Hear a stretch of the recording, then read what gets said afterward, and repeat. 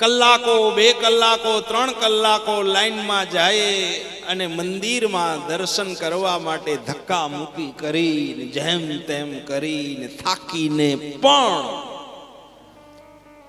એના દરવાજા સુધી પહોંચી જાય.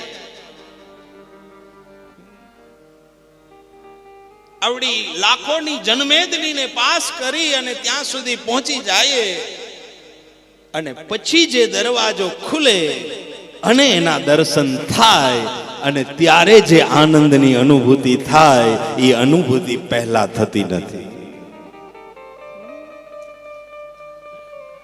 યુગોથી રાહ જોયું હોય, વર્ષોથી રાહ જોયું હોય,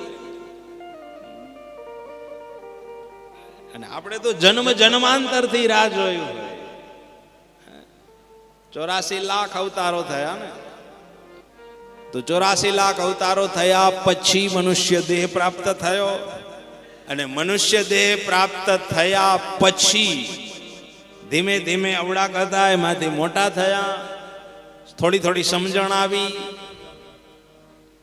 જ્ઞાન આવ્યું અને પછી આપણને રામ કથાની પ્રાપ્તિ થઈ અને અયોધ્યાના દર્શનની પ્રાપ્તિ થઈ. તો આ યુગોથી રાહ જોઈ હોય એવું ન કહી શકાય.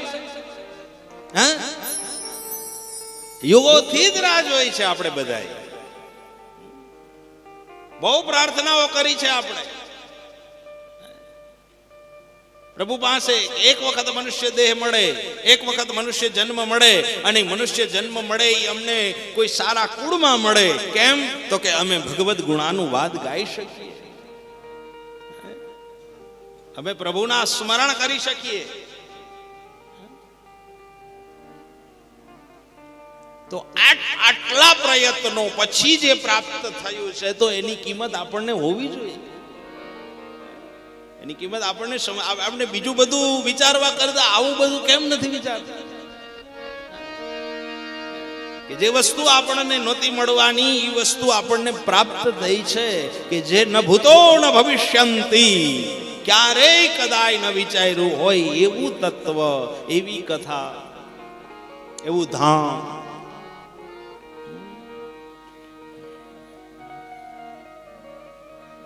મનુષ્યને એક વાતનો બહુ અફસોસ થાય કે જે નથી મળ્યું ને એના તરફ બહુ દ્રષ્ટિ હોય છે, જે મળ્યું છે એના તરફ આપણી દ્રષ્ટિ હોતી નથી. જે નથી એના તરફ છે, જે વસ્તુ આપણી પાસે નથી એના તરફ જોઈ રાખી. આપણા ઘરમાં 65 ઇંચનું ટીવી નથી, પણ ટીવી છે ને, ભલે નાનું તો નાનું, એ નહીં જોવે, એ જોવાનો એની પાસે ટાઈમ નથી.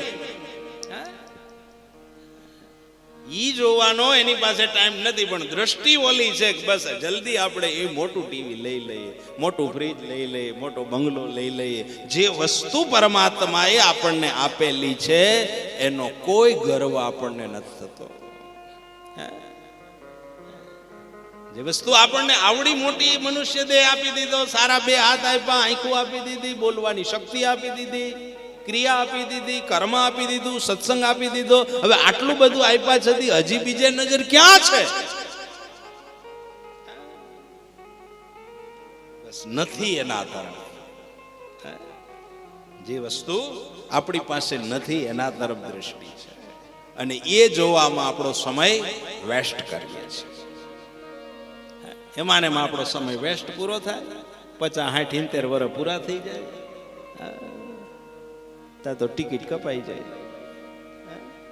હવે પૂરું થયું કેમ? તો કે હવે તો હજી તો મારે તો કથા સાંભળવાની છે, હવે સાંભળજે બેઠો બેઠો.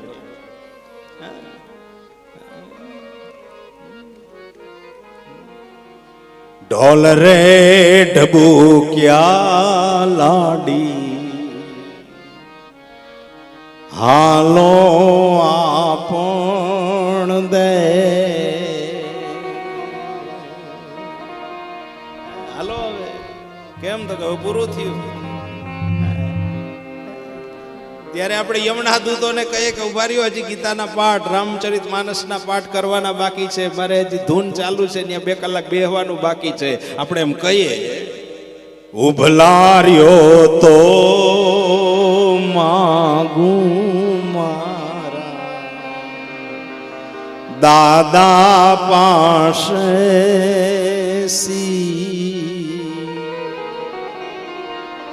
ઉભા રહ્યો તો શીખ લઈ આવું. હજી કંઈક બાકી રહી ગયું છે કરી આવું. હજી યાત્રા કરવા જવાનું છે, હજી તો આમ જવાનું છે, હજી આટલું આટલું બાકી છે. ઉભા રહ્યો પછી ઓલા ઉભા રહીએ. હા પછી એમ કે હવે સેની શિખરે રાણી હવે શેનામો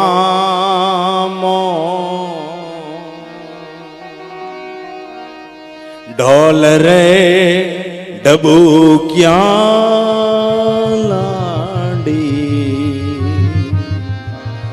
હાલો આપણ દે.